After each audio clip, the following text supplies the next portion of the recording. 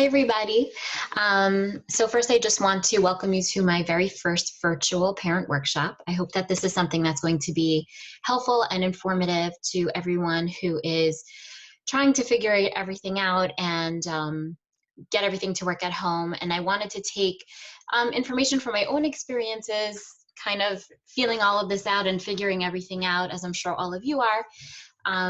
So that hopefully some of these resources and some of this information will be helpful in getting us all through this new challenge.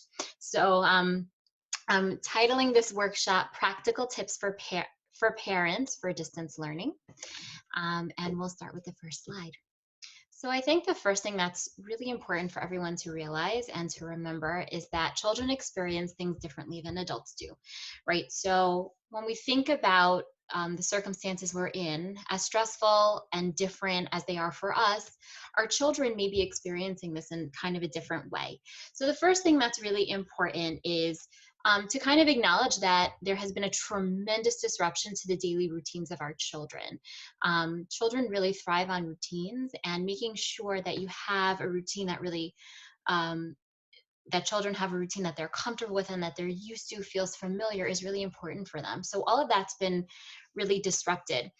Children also really miss their teachers and their friends. I know, even just speaking to my own children, even some of my teenagers, right? They're really struggling with missing kind of that social contact, and even just being with each other and being around their peers. And they miss their teachers. These are people that have put a lot of love and effort and knowledge, hopefully, into them. But this is something that children are really missing right now, and that's having an impact on how they feel. There's tons of new technology. I know that I'm learning so many things, and some people are really great with the technology, but for some people this is really, really new, and it's really a challenge. And that's for an adult, and in a lot of cases, very accomplished, educated adults, or people who just have a lot of experience with other types of, worldly things. But for children, this is all brand new. And for some of them, have some technology exposure, but there are also children who really don't. And so this is something that I think is really challenging for children. We're just kind of throwing all of this new technology, and the number one thing that they have to do, learn in school, is now something that they have to do through the medium of technology, which is really not natural to them. It's really something that's very novel. The other thing is that parents are under stress and caretakers are under stress, and maybe their regular caretakers aren't able to care for them right now. And so that's something that children are seeing. There's also not a lot of opportunity to move around as much, right? They're not running around a yard at recess time, going up and down stairs, and they really don't have the same level of physical activity. And for many children, that's something that could be very prohibitive. And I think that that's something also important to keep in mind. And the other thing is their play is interrupted. They can't play with the children that they usually play with. Children who are fortunate enough and have siblings to play with who are proper aged and who they get along with well are really lucky. But a lot of children are just missing their play, which is extremely important to young children and even children who are not so young. So how can we help our children adjust? And the truth is, it all starts with us. So my first slide, although it seems very simplistic, I think is really not simplistic at all. You have to do your best, and I'm going to change that. We have to do our best to remain calm. It's much easier said than done. I know it's very easy for someone to say, just calm down, everything will be fine. But the truth of the matter is that it's very difficult to maintain your calm when you're under a lot of stress, and you're trying to do so many things at once. Some parents are working from home while they're schooling their children or making sure that they're doing their schoolwork, and there's fighting going on in the background, or there are other challenges. They're concerned about loved ones who may be sick, or they may just be worried about becoming ill. There's a lot of stuff to manage. So it's very simplistic and to say keep calm, but the truth is it's extremely difficult, especially during a very stressful time and a time of a lot of change. But it's also important for us to know that our children all take their cues from us. So if we're feeling calm and we're able to kind of center ourselves, then our children will take those cues from us. because we're the ones who make our children feel safe and secure. And if they see that we're constantly under distress, that's something that could have an impact on how children are feeling and reacting to their environment. So if anyone's ever been on an airplane, I know I have a few times in my life, you have the flight attendants who get up and they tell you that if there's a change in cabin pressure, the oxygen masks will drop down, and the expectation is if you are with a child that before you put the oxygen mask on your child, you're going to put it on yourself. And it really is very counterintuitive, because as a parent, our instinct is first take care of our children, make sure they're okay and everything's all right, and then we'll take care of ourselves. And I think we're all pretty much guilty of this as parents. But the truth is that in an emergency situation, you have to be able to take care of yourself first, because once you're breathing and your mask is on and you're okay, then you are best able to help others. So that's kind of like my visual image for myself, right? Is put on your own oxygen mask first, and you have to make sure that we're adequately cared for so that we can then care for the people that we are caring for, whether it's children or elderly or people who aren't well. That's something that really we need to do. And of course, our cabin pressure is going to be changing, because we are going to be, or we have been, in some tight quarters, some of us, for an extended period of time. And in order for us to be able to adjust to that change in our cabin pressure, right, in our atmosphere and our environment, we have to be able to put on our own oxygen mask first. If you do need help, and that's perfectly fine, because when things get rough, sometimes you do need to reach out. Something as simple as phoning a friend or a relative, a mentor, someone that you trust, respect, someone from the school. We have our guidance counselor, Miss Beam, who is fantastic, and our social worker, Miss Goodman, who is also fantastic. Myself, you can definitely reach out to any of our staff members if you do need some support. There are mental health professionals. A lot of people are practicing by Zoom or by telephone. You can practice mindfulness, meditation, exercise can be really helpful. Go for a walk, or sometimes you might just need to lock yourself in your own room for a little while and just take a breather and take some of your own time. Just so that you know, there is a hotline through New York State. It's the New York State COVID-19 Emotional Support Helpline, and the phone number is listed right here on the PowerPoint. So please, if you need, please feel free to take advantage of that as well.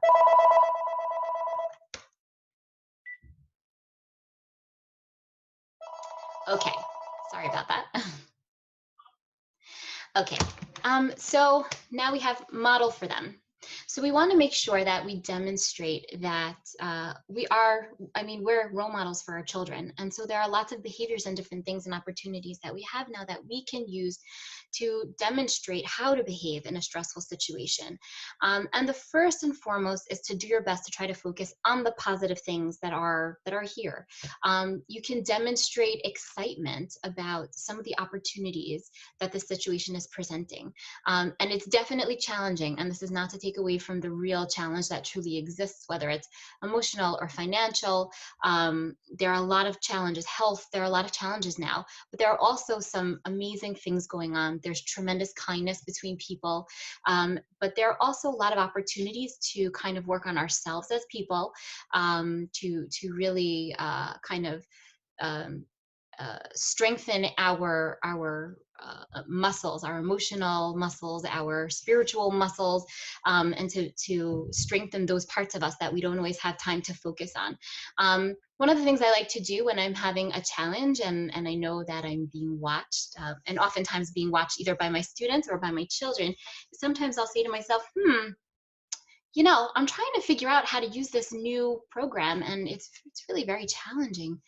I wonder what I could do to help myself, do better. And you might even have a conversation or a dialogue with your child, right? I don't know, maybe I can try to look at some of the things and see if I could figure it out on my own, or maybe I can call a friend.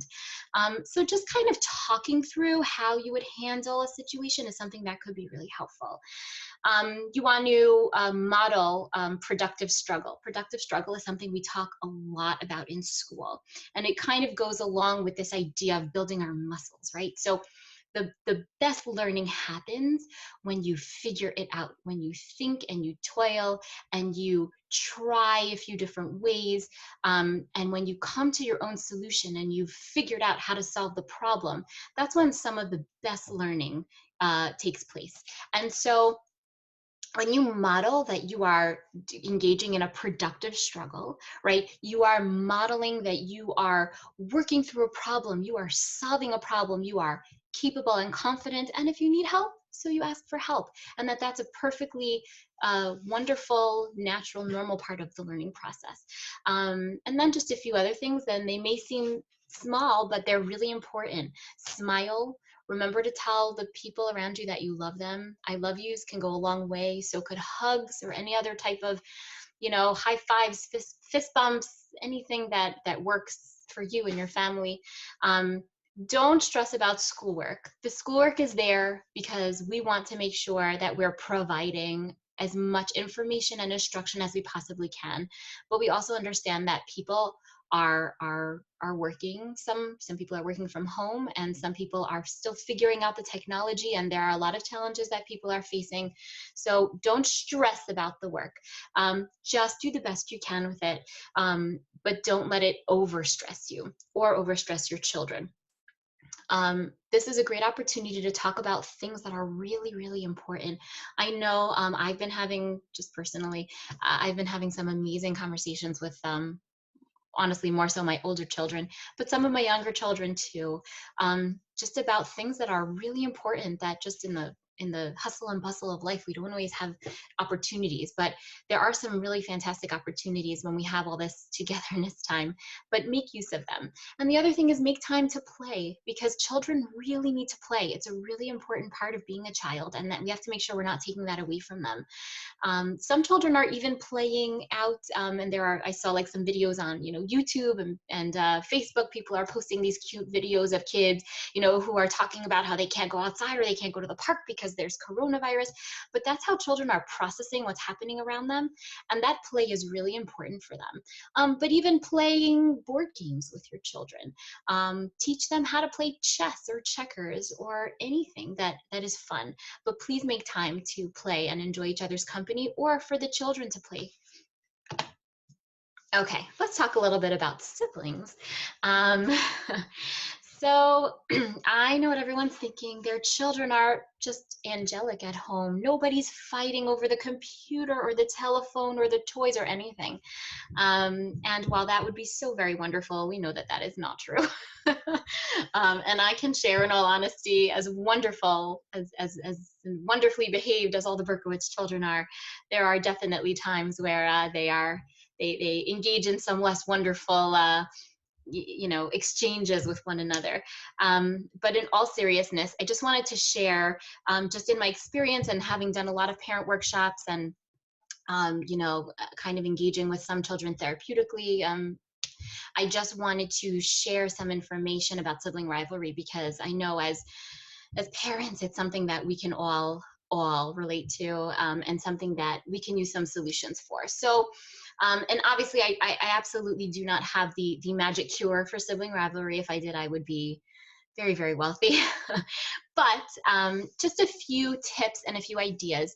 And I think the first thing is it's really important to understand where sibling rivalry really comes from. And it really comes from this need to have our needs met, right? So children engage in sibling rivalry because they're competing for your attention, competing for your love, or even competing for material things with their siblings. So with that in mind and having that understanding, it could be really helpful to focus on a few things. The first is to set time aside to really, really listen to your children. Listen to what they're telling you. You could focus on children individually. Try to spend a little time. I know this is really challenging, and this is something I try to work on myself as a parent all the time, but really try to focus on spending one-on-one time with each child separately. And this could be done anyway. It depends on the age of your child and the personality of your child and the type of relationship that you have with your child. But try to engage in something that you enjoy, right? One child, might really enjoy exercising with you or going for a walk just with you. One child may just want to play a game. One child may want to read a book. Whatever it is, just try to be there in a way that they understand that this is just for them and nobody else, because that could really help with what they're feeling.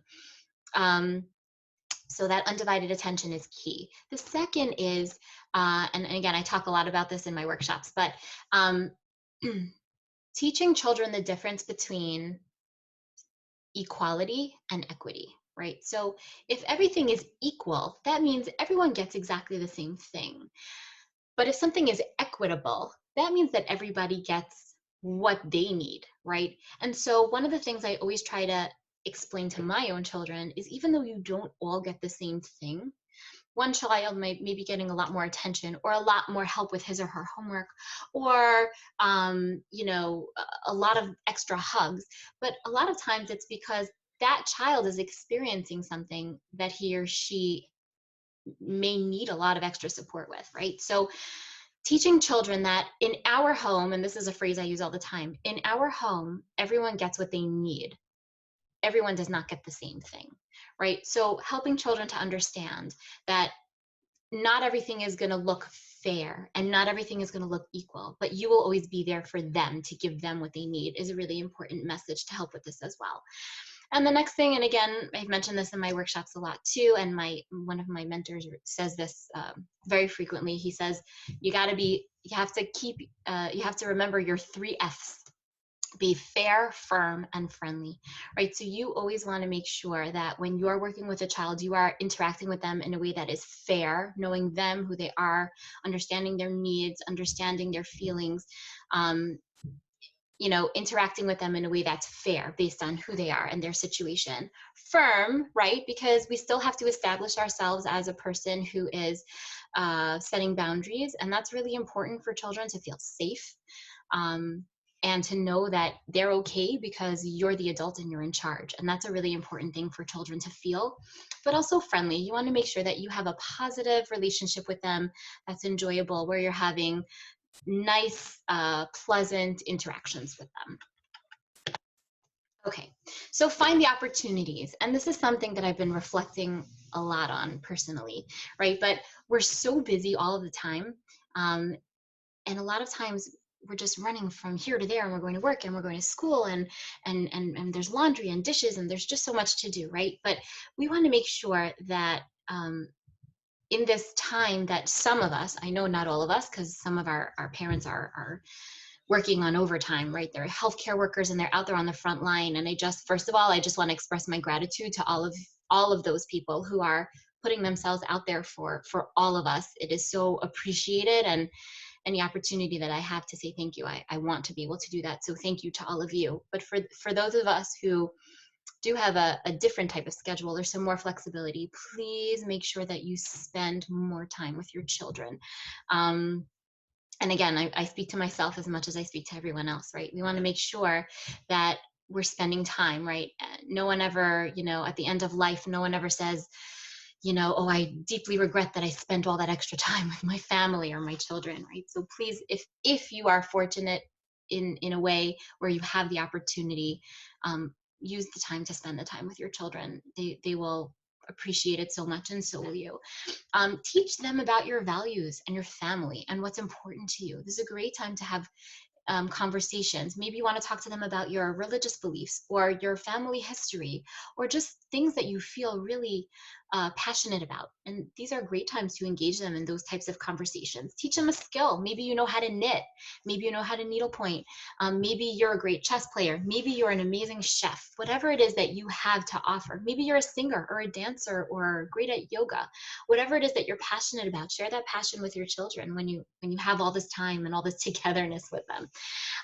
And also, and this is also something I've been reflecting a lot on, reach out to people who would be happy to hear from you, right? So there are people now who are very, very isolated, whether it's because they're sick or they have health conditions, or they're elderly and they have to stay away from family, grandparents, relatives who live far away. Maybe they live in a different country. Maybe you have a neighbor who you know is lonely, right? So we're not, excuse me, we're still practicing our social distancing, but we want to be able to make sure that we can engage with these people and let them know that we're thinking of them.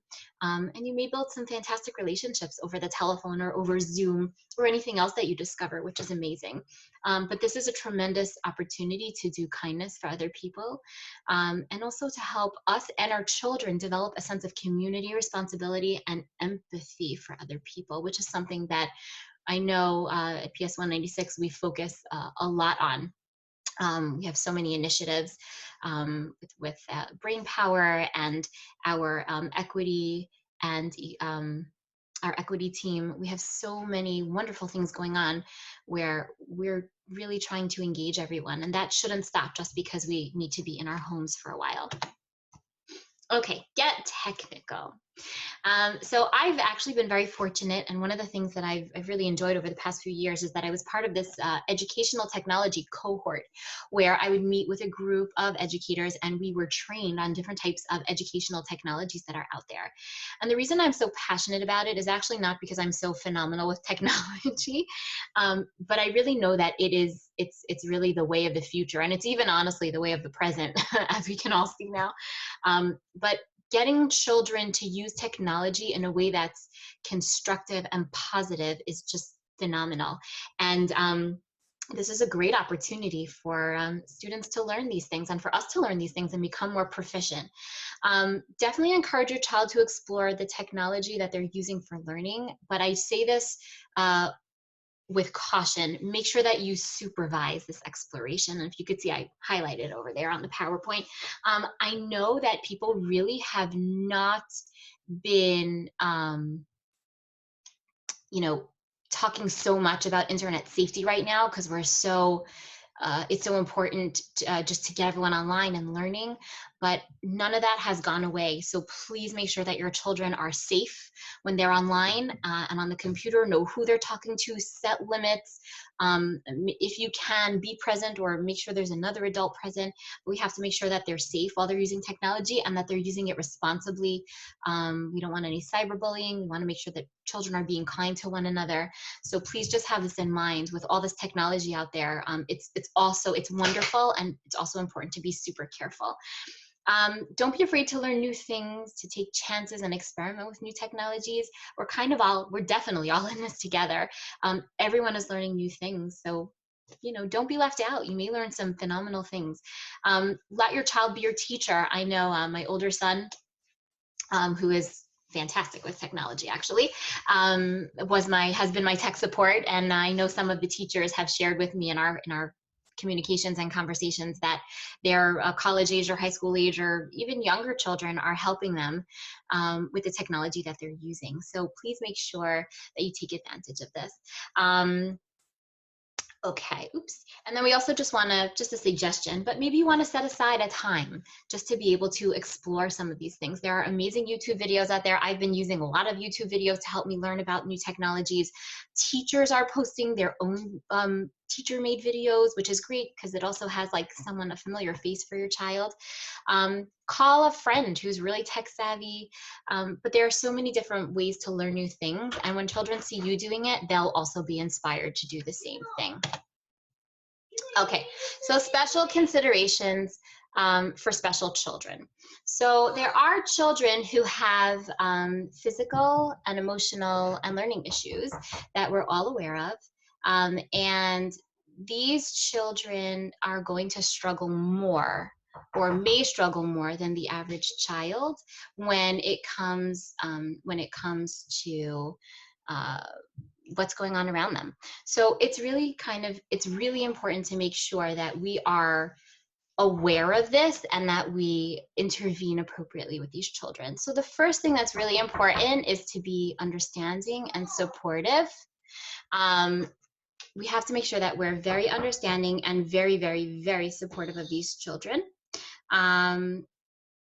Okay, and we have to also make sure that we have to be kind to these children. And one of the ways that we can do that is, and as an educator, it's something that I try to do, is we have to make sure that we put ourselves in our children's shoes, right? So we have to be kind to them because this is something that's really hard for them. We have to support them calmly and without judgment. And it's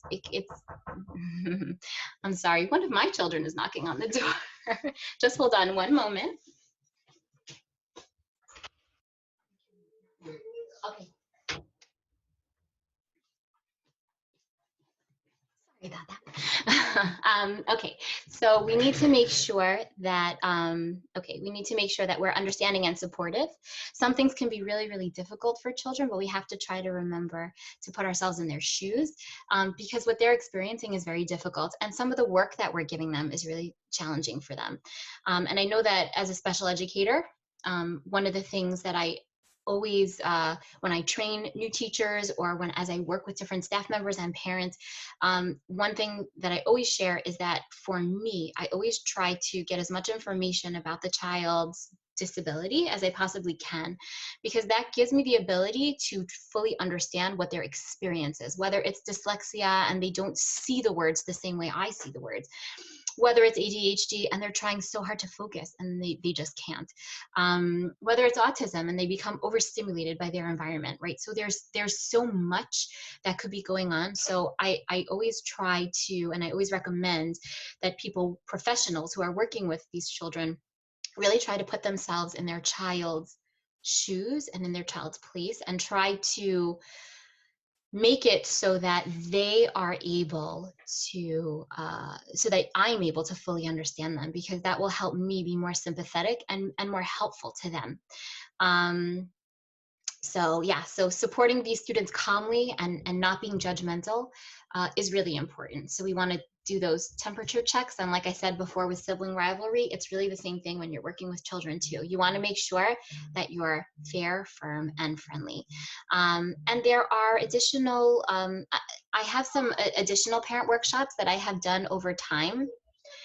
And so when I've done these parent workshops over time,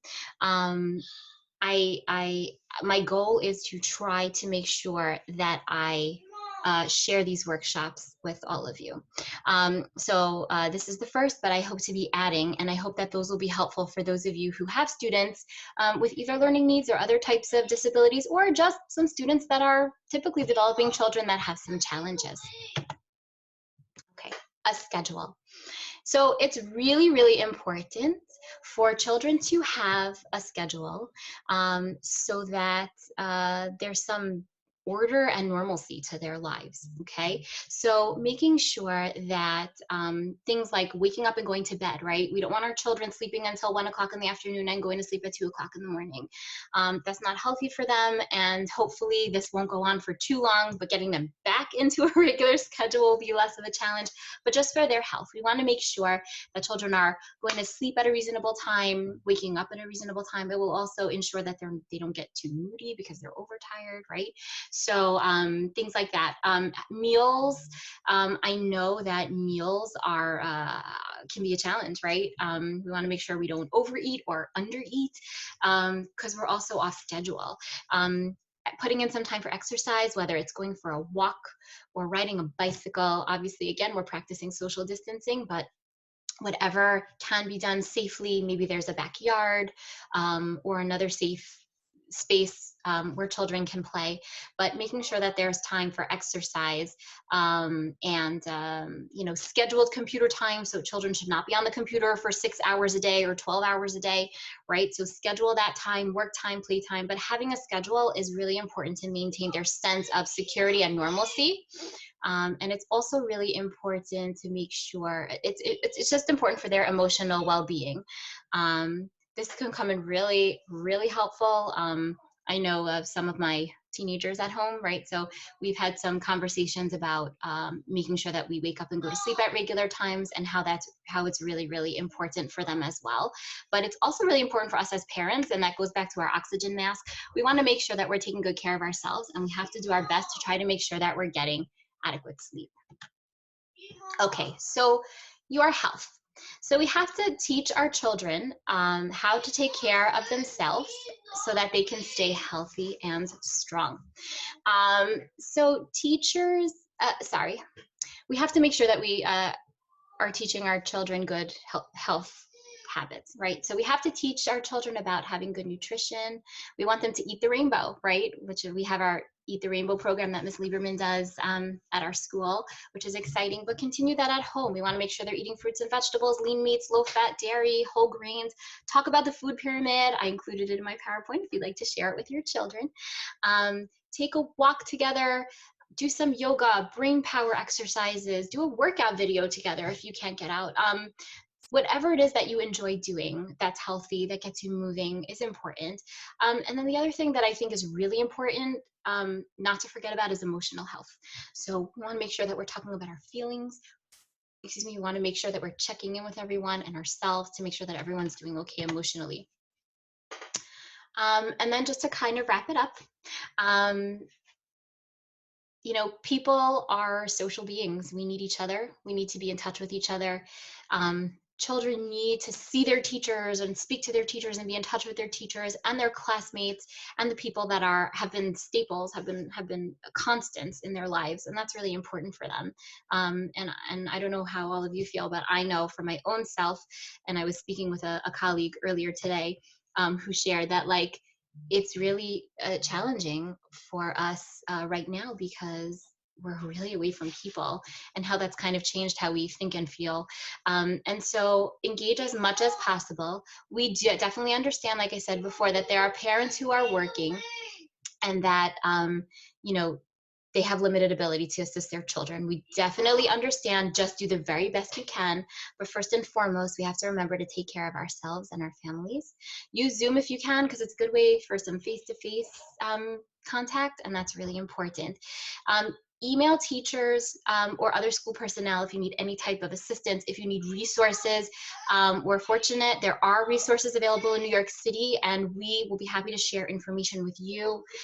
If there's something that the school can provide, then we will, but if there isn't, we will do our best to try to get you through our connections, you know, any help or services that may be out there for you. But we definitely want you to feel, and I speak on behalf of myself and Mrs. Migliano and Ms. Coates, and really everyone at the school, we want to be there to support you and your families and your children. And so we will be here in every way that we possibly can at this time.